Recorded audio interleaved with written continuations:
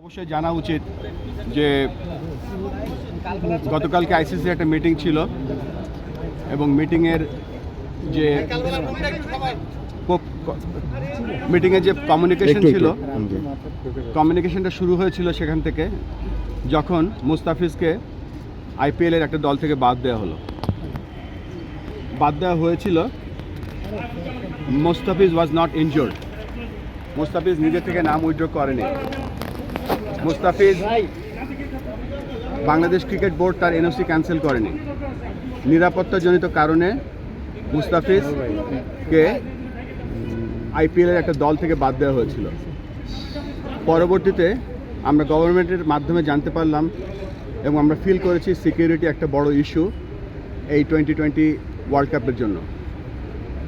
জানার সাথে সাথে আমরা আইসিসির সাথে যোগাযোগ করেছি 4th of January এবং 4th of January আমরা জানিয়েছি যে this is the situation, give us an alternate venue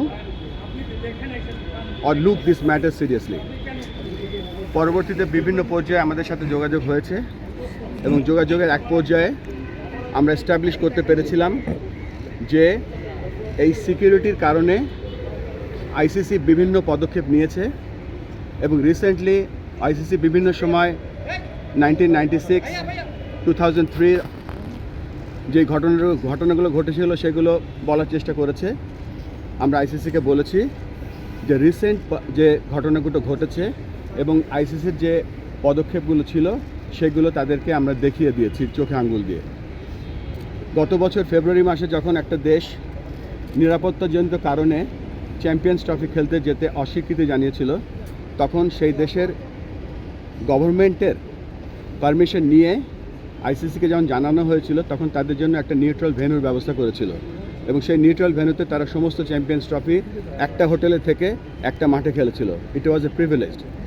পরবর্তীতে যে আপনারা জানেন যে হাইব্রিড মডেলটা যেটা এখন হচ্ছে, আমরা সকলে বলছি যে শ্রীলঙ্কা কো হোস্ট না, শ্রীলঙ্কা হাইব্রিড মডেলের একটা অংশ যেখানে অন্য অন্য দেশের খেলাগুলো হচ্ছে সেখানে। আমরা সেই দিকে তাকিয়ে আমরা বলেছিলাম যে যেহেতু এটা হাইব্রিড মডেলটাও হয়েছে বিকজ অফ সিকিউরিটি এবং গভর্নমেন্টের অনীহার কারণে আমরা সেই লাইনেও তাদের আইসিসিকে বলার চেষ্টা করেছি এবং বুঝিয়েছি, কিন্তু তারপরে আমাদের আবেদনকে খারিজ করে দেওয়া হয়েছে।